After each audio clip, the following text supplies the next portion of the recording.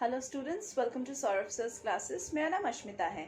आज के क्लास में हम Uttar Pradesh public service commission entrance examination के बारे में डिस्कशन करेंगे। तो ये एक कम्पिटिटिव एग्जामिनेशन है, मतलब ये लोगों को रिक्रूट करता है। ये जॉब पर्पस के लिए कंडक्ट किया जाता है बाय द UPPSC एंड इसका जो सिलेबस है और इसका जो पैटर्न है ये हर साल चेंजेस होता रहा है। तो आपको अपडेटेड सिलेबस और अपडेटेड पैटर्न से वाकिफ रहना है।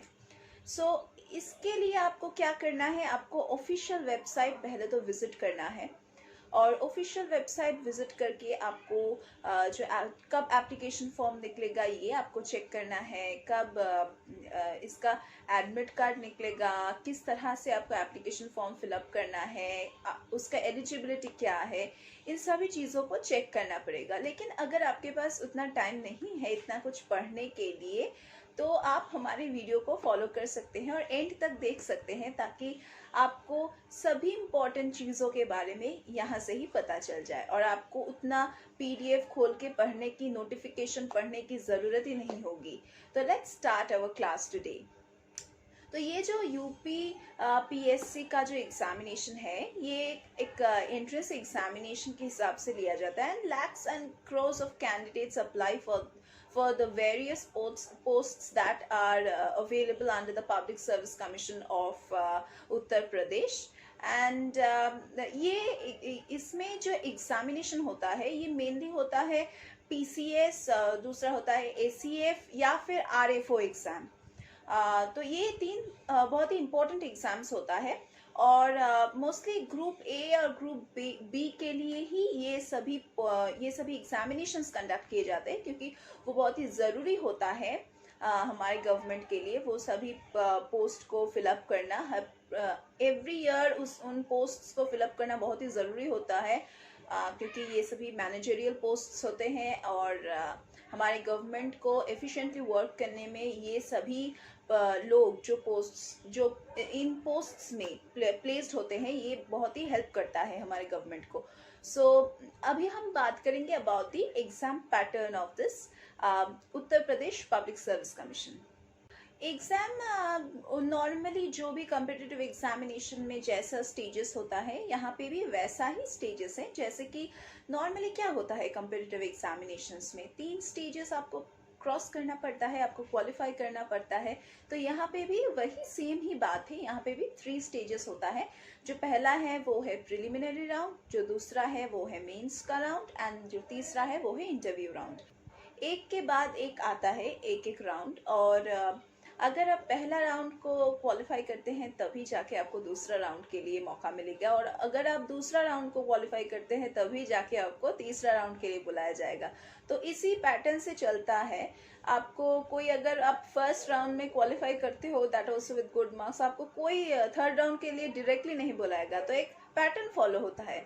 तो अभी उस पैटर्न के बारे में हम लोग बहुत डिटेल्स में डिस्कशन करेंगे, मार्किंग स्कीम के बारे में भी डिस्कशन करेंगे।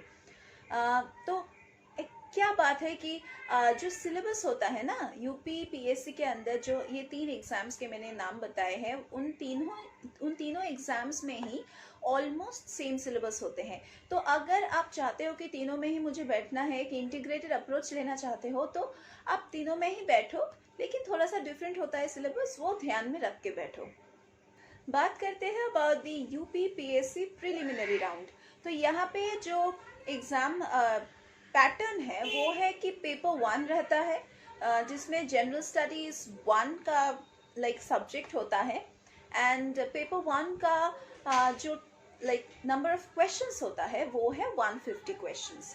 और उसके बाद आता है paper 2 that is based once again on general studies 2 and this paper 2 is also known as CSAT paper and इसमें हमें 100 क्वेश्चंस मिलता है, दिया जाता है। ये था पूरा प्रीलिमिनरी का पैटर्न, मतलब इसमें 2 पेपर्स रहता है, कितना क्वेश्चंस आता है, ये हो गया हमारा बातें। तो नेक्स्ट आता है हमारा मेंस का राउंड। तो अगर आप प्रीली को क्रैक करते हो तभी जाके आपको मेंस राउंड के लिए बुलाया जाता है। मेंस राउंड में बहुत सारे पेपर्स होते हैं, तो हम लोग पहले स्टार्ट करते हैं with the general Hindi paper. And general Hindi paper में आपको 150 मार्क्स दिया जाता है। उसके बाद आता है एसए पेपर। एसए में आपको 150 मार्क्स अलॉट किया जाता है, जैसे कि जनरल हिंदी में था। तीसरा पेपर होता है जनरल स्टडीज 1 के ऊपर। And all general studies paper and all optional papers will be of 200 marks each. मतलब यहाँ पे जो जनरल स्टडीज पेपर 1 है उसमें 200 मार्क्स अलॉट किया जाता है। दूसरा जो उसके बाद जो पेपर आता है वो है जनरल स्टडीज 2। यहाँ पे भी आपको 200 मार्क्स अलॉट किया जाता है।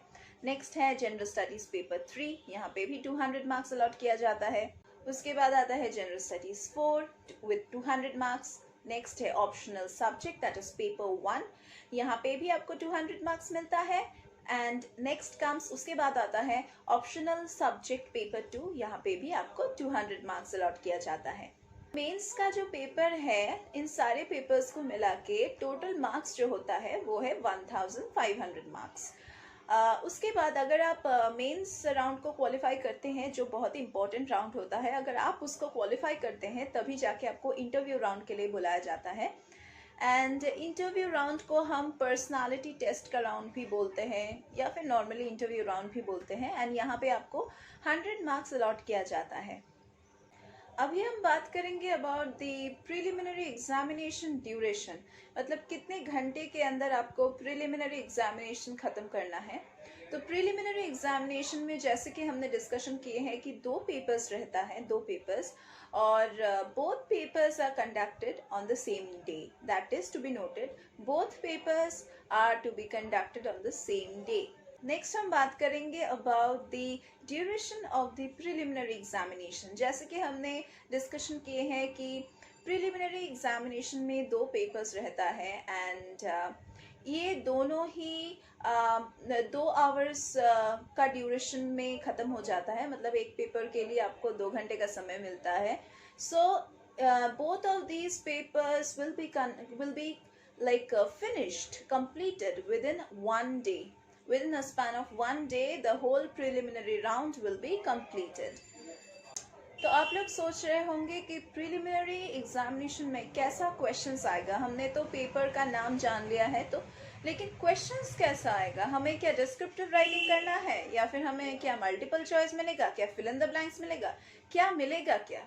हमें यहाँ पे प्रिलिमिनरी राउंड में सिर्फ और सिर्फ मल्टीपल चॉइस क्वेश्चंस मिलेगा, और ये ऑफलाइन मोड में होगा। That is you are going to get OMR sheets and you need to circle the correct option, that also with a black dot pen.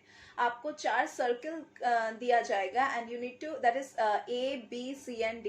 आपको जो ऑप्शन करेक्ट लगता है उसका सर्कल आप फिल अप करना with black ink. That is the procedure. आप कोई टिक नहीं कर सकते हो, आप कोई क्रिस क्रॉस नहीं कर सकते हो, आपको सिर्फ सर्कल को फिल अप करना है विथ ब्लैक इंक। और आपको सिर्फ एक ही OMR शीट दिया जाएगा। If you do something wrong in that OMR sheet, आपका एग्जाम कैंसिल हो जाएगा। So be very much like proper in doing everything. Do everything accurately. Even writing your roll number, even while writing your roll number, registration number, you should be absolutely accurate in everything. ध्यान से लिखना है, ध्यान से answer को mark करना है examination में, नहीं तो आपका एग्जाम कैंसिल हो जाएगा। अभी हम बात करेंगे about the entire marking scheme of UPPSC preliminary examination. तो क्या होता है, ये जो पेपर 1 होता है ना प्रिलिमिनरी एग्जामिनेशन में, इसमें हम लोग कट ऑफ मार्क्स को डिसाइड करते हैं एग्जामिनेशन का। और जो पेपर 2 होता है ये क्वालिफाइंग होता है नॉर्मली नेचर में, and candidates need to score 33% marks in paper 2, and there will be a 0.33% of negative marking for every incorrect answer.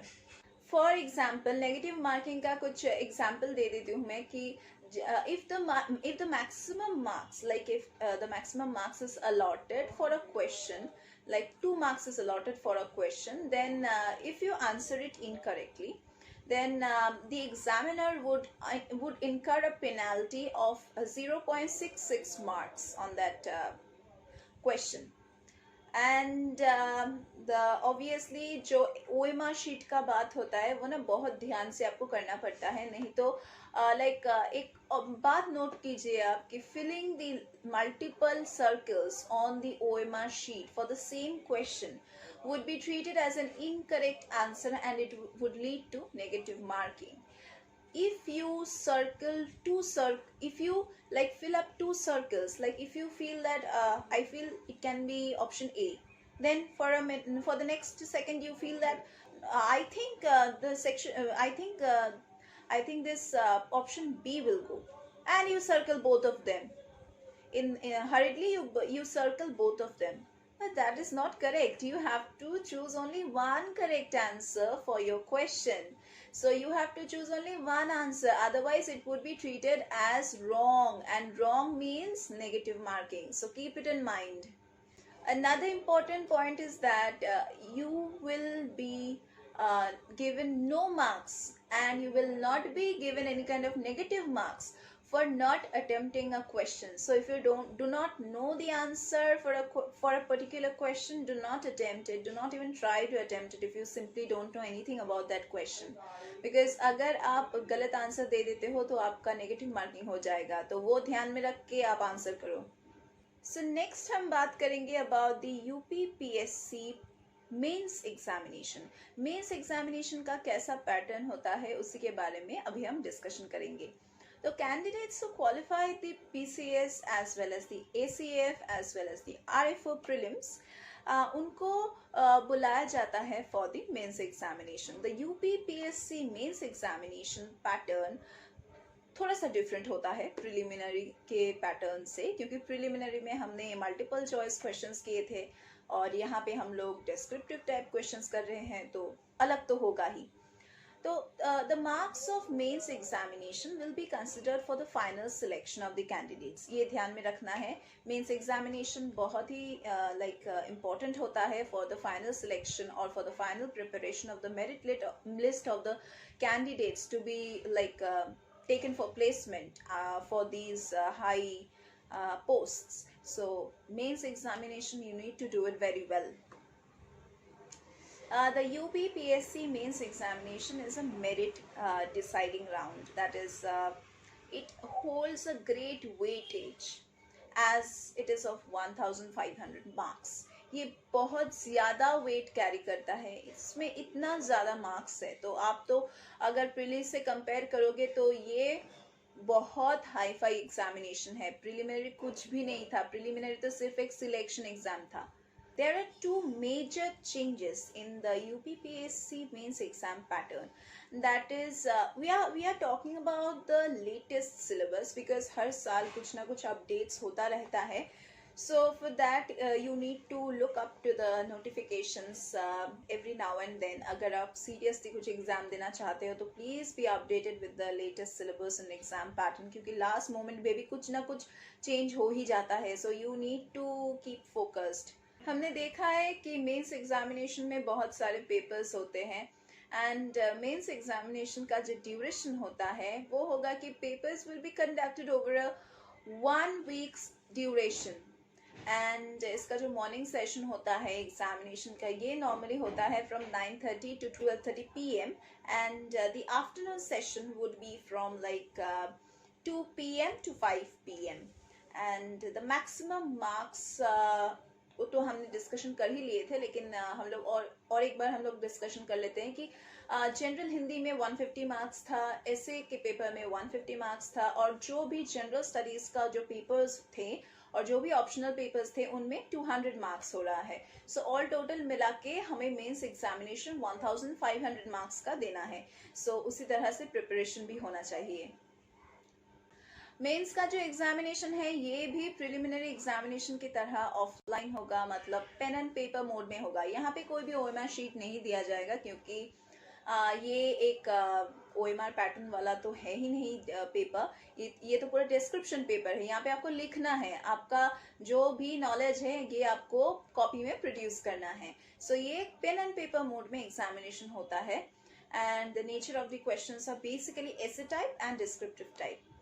Okay, जो ऑप्शनल पेपर है, as per the new UPSC exam pattern, candidates have to select only one optional paper. Okay, so candidates need to choose only one optional paper and अगर आप लोग mains के round में clear कर पाते हो, mains को क्वालिफाई कर पाते हो, तो आपको एक इंटरव्यू राउंड के लिए बुलाया जाएगा and that interview round will be of 100 marks and the candidates are interviewed by a board appointed by the UPPSC.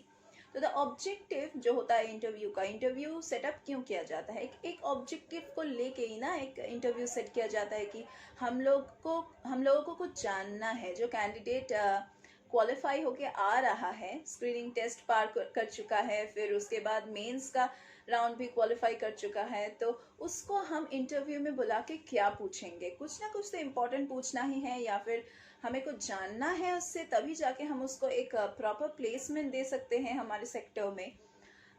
तो ये जो इंटरव्यू कंडक्ट होता है, ये इसीलिए कंडक्ट होता है so that they can check the personal suitability of the candidate for the career in the state services by a board of competent and obviously unbiased observers.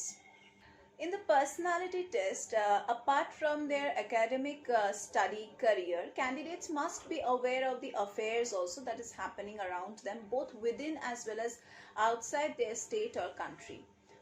तो आपको करंट अफेयर्स तो जानना ही पड़ेगा, आपको वाकिफ रहना है कि क्या क्या हो रहा है आपके सराउंडिंग्स में. And more over the interview is more of purposive conversation actually, कि आप क्या ऐसे ही बैठे रहते हो, आपको ठीक से बोलना भी आता है, आपको लाइक डिस्कस भी करना आता है, ये आपका टेस्ट लिया जाता है. नॉर्मली ये देखा जाता है आप कैसे कम्युनिकेट करते हो, आप कैसे हैंडल करते हो, टीम परफॉर्मेंस आपका कैसा है, आपको हम क्यों चूज करेंगे, यही ना सोच के इंटरव्यू राउंड लाइक कंडक्ट होता है. आपको वो लोग क्यों चूज करेंगे उस पोस्ट के लिए. आपने एग्जाम दे दिया बस हो गया, इसीलिए आपको चूज करेंगे. अगर आप ठीक से बोल नहीं पाते हो, अगर आप वहाँ पे जाके लोगों के साथ ठीक से कम्युनिकेट ही नहीं कर पाओगे, तो आप किस तरह से उस पोस्ट को एक प्रॉपर जगह पे ले जाओगे, एक ठीक से काम करोगे. तो ये जो पर्पसिव कन्वर्सेशन को माइंड में रख के जो इंटरव्यू कंडक्ट होता है ना, ये एक्सप्लोर करता है आपके मेंटल एबिलिटीज को, आपके मेंटल क्वालिटीज को, and also your analytical ability. आपके जो सोचने का और देखने का नजरिया है, आपका ओपिनियंस, आपका पर्सपेक्टिव, सभी यहाँ पे देखा जाता है. तो ये हो गया हमारा discussion about the interview round also. तो ये था पूरा discussion of all the 3 rounds involved in Uttar Pradesh public service commission examination. तो कोई भी एंट्रेंस एग्जामिनेशन में आपको बैठने के लिए एक प्रॉपर गाइडेंस चाहिए, एक प्रॉपर मेंटर चाहिए, एक प्रॉपर कोच चाहिए. For that you need the guidance of services classes. हम सर्विसेज क्लासेस में आपको वो गाइडेंस प्रोवाइड करते हैं. हम यहाँ पे सॉल्व स्टडी मटेरियल्स प्रोवाइड करते हैं for all the competitive examinations. Online offline classes का यहाँ पे फैसिलिटीज़ है, रेगुलर क्लासेस का फैसिलिटीज़ है. अगर आपको लगता है कि आप फुल फ्लेज्ड क्लासेस नहीं चाहते हो, आप दिन भर पढ़ते हो इस एग्जामिनेशन के लिए, तो दिन भर पढ़ने के बाद कुछ ना कुछ डाउट तो ज़रूर होता होगा. तो उन डाउट्स को क्लियर करने के लिए आप हमारे क्लासेस में ज्वाइन कर सकते हो. We provide doubt clearing classes also, and we also provide special assistance for clearing all your doubts. And moreover, we also provide with crash courses to the students जो सिर्फ रिवीजन चाहते हैं last moment में, और कुछ important topics का discussion चाहते हैं, that also in the last moment, last minute suggestions चाहते हैं, उन लोगों के लिए क्रैश कोर्स का फैसिलिटी हमने रखा है. एंड मोर ओवर इसके अलावा भी हम आपको स्कॉलरशिप का फैसिलिटी देते हैं. जो बिलो पॉवर्टी लाइन के स्टूडेंट्स हैं, जो अच्छा बहुत एकेडमिक्स में जो बहुत ही अच्छे हैं, उनको हम स्कॉलरशिप्स प्रोवाइड करते हैं.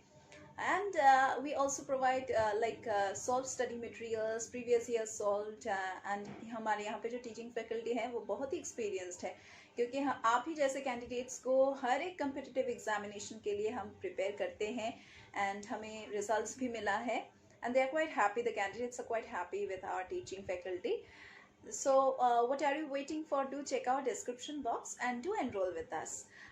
And a plus point is there, अगर आप हमारे यहाँ पे एनरोल करते हैं तो हम आपको एक प्री रिकॉर्डेड लेक्चर्स की एक्सेस देंगे, जिसको आप जितना बार चाहे व्यू कर सकते हैं जब तक आपके डाउट्स क्लियर ना हो जाए.